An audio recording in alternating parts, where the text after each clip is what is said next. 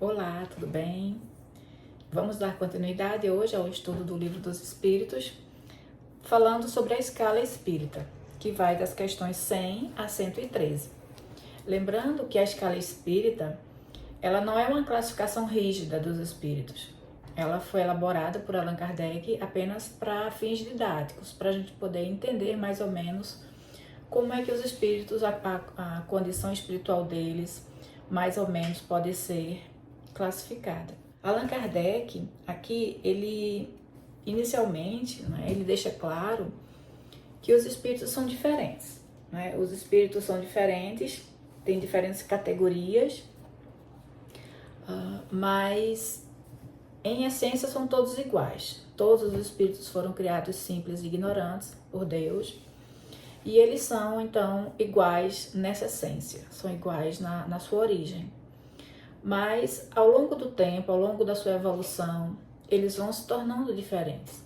Uns se aperfeiçoando mais rápido, outros mais devagar, ainda conservam muitas imperfeições. Então, é com base nessa evolução que Allan Kardec elabora essa escala. Então, os espíritos são iguais em essência, mas são diferentes de acordo com a sua evolução intelectual e moral. Então, por exemplo, aqui na Terra, na vida material, a gente costuma atribuir valor a uma pessoa pelo poder que ela tem, pelo cargo que ela ocupa, pela sua função, pelo prestígio que ele tem na sociedade. Mas isso não acontece no mundo espiritual, No mundo espiritual, esses critérios são irrelevantes. Então, Allan Kardec elaborou essa escala, mas essa escala, ela, como eu falei, ela não é absoluta. Ela não é absoluta porque o espírito ele não pertence a uma classe de forma exclusivamente, Porque o progresso o progresso moral e intelectual, ele é gradual, e nós podemos avançar num determinado aspecto e manter ainda determinados defeitos, imperfeições. Então, essa classificação de um espírito, quando ele for falar que um espírito está numa determinada escala, ele não está falando isso de forma absoluta.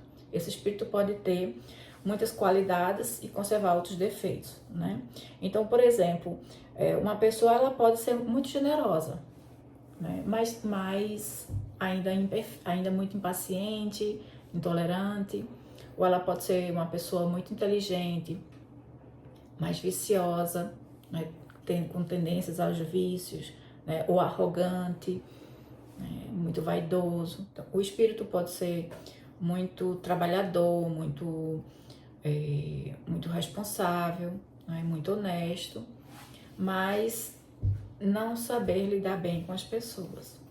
Então acontece muito com isso. Nós mesmos nós sabemos que nós temos qualidades, mas também temos muitos defeitos ainda. Então, essa transição, os espíritos, ele não tem como saber, não existe uma linha demarcatória, não existe uma linha demarcando, dizendo até aqui o espírito é imperfeito, a partir daqui ele é bom, ou daqui ele já é puro. Não tem como fazer essa distinção, porque a passagem de um grau para outro ele é insensível. O nível, para a gente saber o nível de evolução de um espírito, de uma escala para outra, de uma classe ou de uma ordem para outra, ela é praticamente insensível, assim como, por exemplo, um arco-íris. No arco-íris não tem como a gente saber quando termina uma cor ou quando começa outra. A mesma coisa são as fases da vida. Quando é que termina a infância? Quando é que começa a adolescência? Quando é que termina a adolescência e começa a fase adulta? Quando é que termina a fase adulta e começa na velhice? A gente tem mais ou menos uma divisão por idade. Mas quando exatamente começa e termina cada estágio? A gente não sabe. Não tem como demarcar, mesmo porque existem crianças que já são bem mais adiantadas do que certos adolescentes. Tem adolescentes que são muitas vezes mais maduros do que certos adultos. Então, é uma divisão muito complicada e complexa. Então, não existe uma transição bem definida de uma escala, nessa escala, de uma ordem para outra. Não tem como fazer isso, Então, Allan Kardec elaborou essa escala. Nessa escala espírita tem 3 ordens: terceira, segunda e primeira ordem. E dentro de cada ordem tem as classes. Na terceira ordem, que é a dos espíritos imperfeitos, existem 5 classes de espíritos. Na segunda ordem, que são dos bons espíritos, tem 4 classes de espíritos. E na primeira ordem, que são dos espíritos puros, tem apenas uma classe, que são a dos puros espíritos, né? Porque entre os espíritos puros não existe mais de uma classe, existe apenas um. Então, o que a gente poderia falar, né? Vamos falar sobre os espíritos imperfeitos. Os espíritos imperfeitos, primeiramente, o que é a imperfeição, né? A imperfeição, ela é aquela condição do que ainda está por se aperfeiçoar, ainda está por terminar, não está perfeito, né? É aquilo que ainda tem um defeito temporário. Então, em relação aos espíritos, nós sabemos que os espíritos, eles são perfectíveis, eles foram criados para se tornarem perfeitos. Mas isso é com o tempo, né? E enquanto não nos tornamos perfeitos, somos ainda classificados como imperfeitos. Então, nem todos os espíritos aqui nessa classe, nessa ordem de espíritos, né? Na terceira ordem, que é a dos espíritos imperfeitos, nem todos são essencialmente maus. Na maioria, Allan Kardec fala que são mais levianos, né? Mais maliciosos, ignorantes do que verdadeiramente maus. Quais são as características gerais, as características principais dessa terceira ordem, né, que é dos espíritos imperfeitos? As características principais e gerais dessa ordem são predominância da matéria sobre o espírito, propensão para o mal, ignorância, orgulho e egoísmo e todas as paixões que são consequência do orgulho e do egoísmo. Então, por exemplo, a ignorância. O que Allan Kardec chama de ignorância, né? Então, os espíritos, a ignorância é uma característica dos espíritos imperfeitos. E a ignorância, ela está aqui mencionada como aqueles conhecimentos restritos, né? São os espíritos que têm os conhecimentos limitados. Ele tem um conhecimento limitado do próprio mundo espiritual e o pouco que eles sabem sobre o próprio mundo espiritual, sobre eles na condição de espíritos, sobre o espírito, sobre o mundo espiritual, o pouco que eles sabem se confunde com o que eles se lembram da vida material, se confunde com as ideias, com os preconceitos que ele tinha na vida material. Então, muitas vezes, as ideias que a gente tem aqui sobre a realidade, a gente leva para o mundo espiritual e lá conserva, se mantém pensando do mesmo jeito. Isso é ignorância, porque aí muitas vezes aquilo que a gente pensa não corresponde à realidade. O orgulho e egoísmo, Allan Kardec fala, né, outra característica dos espíritos imperfeitos, é porque os espíritos, a felicidade dos outros causa perturbação. Eles se perturbam, eles se sentem humilhados quando vê outras pessoas felizes, outros espíritos ou encarnados felizes. Isso gera um desconforto muito grande neles, justamente por causa da inveja, do ciúme, que são consequências do orgulho e do egoísmo, né? Então a gente sabe, por exemplo, que o orgulho é um amor excessivo por si mesmo. Então a pessoa egoísta, ela não é claro que existem graus, né, de egoísmo, existem pessoas bem mais egoístas, menos egoístas, mas em geral o egoísmo ele não permite que a gente conceda a felicidade para outras pessoas. Ela quer a felicidade só para si. O orgulho, a egolatria, é o culto a si mesmo, o culto ao ego, o culto à própria personalidade. Ele é que quer ser feliz, ele que quer chamar a atenção, ele que quer mostrar o quanto o quanto vale, né? Então, o orgulho, a vaidade, o ciúme, tudo isso são as consequências do orgulho e do egoísmo. E o espírito, que é orgulho, que é vaidoso, que é egoísta, né? Ele não admite que os outros estejam felizes e ele não, né? Geralmente esses espíritos, o prazer deles é justamente incitar conselhos ruins, né? Enganar outros, tanto encarnados quanto outros espíritos, justamente porque a felicidade deles incomoda, né? Então a preocupação deles é perturbar os demais.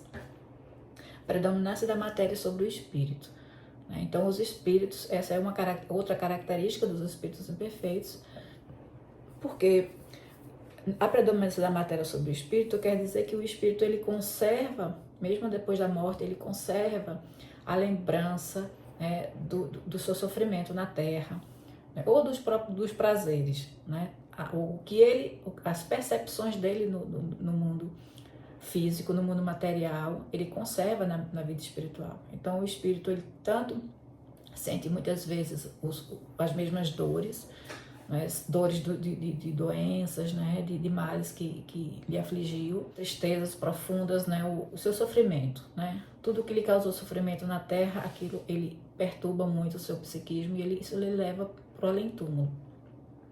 Assim também como os prazeres. Muitas vezes a busca desenfreada pelos prazeres na Terra, isso gera uma dependência psíquica muito grande e ao morrer, né, o espírito ele conserva também essas,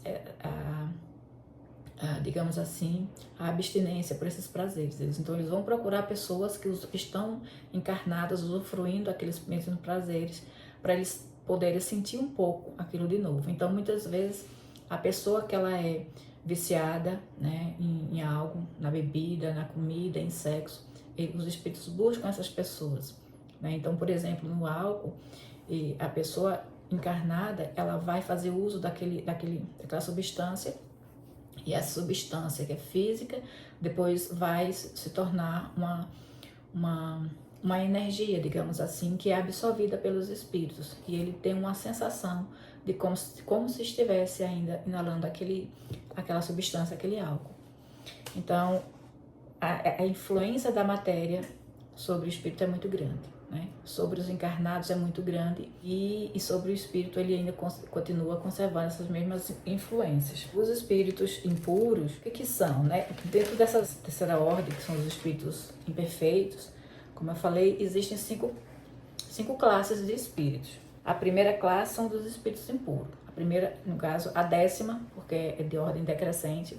A 10ª classe, ela é de espíritos impuros. O que são os espíritos impuros? Os espíritos impuros são aqueles espíritos que estão inclinados ao mal. A tendência deles é praticar o mal. A preocupação deles é inferir. Eles sentem prazer em ferir, em magoar, em ver outras pessoas sofrendo. Por isso são traiçoeiros, são enganadores. Eles procuram disseminar a discórdia, a desconfiança entre as pessoas, né? E eles são aqueles que conservam o ódio, o rancor, a mágoa, muitas vezes, né? E estão propensos também aos vícios que desequilibram.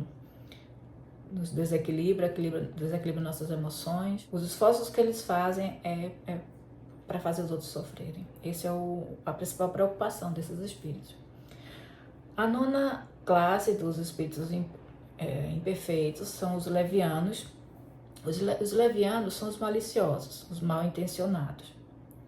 Ele deseja enganar e se aproveitar dos outros. Eles são irresponsáveis, são fúteis, gostam de pregar peças e induzir os outros ao erro, né? Allan Kardec chama esses espíritos de duendes ou gnomos. Esses espíritos também, muitas vezes, eles são usados por espíritos superiores para determinadas tarefas. Na 8ª classe dos espíritos imperfeitos estão os pseudo-sábios. Pseudo significa falso, né? Então, pseudo-sábios são os falsos sábios. Como é que se caracterizam esses espíritos, né? São aqueles que eles têm muito conhecimento, mas eles sabem menos do que eles julgam saber, né? Eles se iludem e iludem os outros com uma falsa sabedoria, né? São aqueles espíritos que eles usam de pequenas verdades para convencer de uma mentira. Então são espíritos muito vaidosos, né? A vaidade intelectual existe tanto entre encarnados e isso se conserva após a morte. O espírito também é um espírito que tem muita vaidade intelectual. E a vaidade intelectual dizem que é a mais perigosa que existe, né? Porque quanto mais você aprende, quanto mais você sabe, mais vaidoso fica, mais arrogante, mais presunçoso. A vaidade física se acaba com o tempo, né? A gente envelhece, mas a vaidade intelectual, a tendência é a pessoa se tornar ainda mais vaidoso. A 7ª classe é de espíritos neutros. Os espíritos neutros são aqueles que eles não são nem bons o suficiente para fazer o bem, nem maus o suficiente para fazer o mal, né? Mas o simples fato dele não fazer o bem já mostra que eles são imperfeitos, né? Esses são muito É assim que são os espíritos neutros, né? Eles estão ali no nível da mediocridade, os melhores entre os piores. A sexta ordem dessa classe, aliás, desculpa, a sexta classe dessa ordem dos espíritos imperfeitos são os batedores perturbadores. São aqueles espíritos que eles muitas vezes o passatempo deles é causar pancadas, barulhos, né, mover objetos. Eles não formam, Allan Kardec diz que eles não formam uma classe específica. Eles podem estar, esse tipo de espírito que se ocupa dessas coisas, ele pode estar em qualquer uma dessas outras classes, né? Mas ele colocou aqui apenas para mostrar que existem espíritos com essa característica também, né? Então, vamos ficar por aqui, para o vídeo não ficar muito longo. No próximo vamos falar sobre a segunda ordem de espíritos, que são a dos bons espíritos. Quais são as características dos bons espíritos, né? Falamos aqui as características dos espíritos imperfeitos que compõem a terceira ordem na escala evolutiva dos espíritos, que são os espíritos imperfeitos. A próxima, na escala, subindo essa escala, a próxima ordem é a segunda ordem, que compõe os bons espíritos. E na próxima vamos falar sobre eles e sobre a primeira ordem, que é a dos espíritos puros. Aguardo todos lá.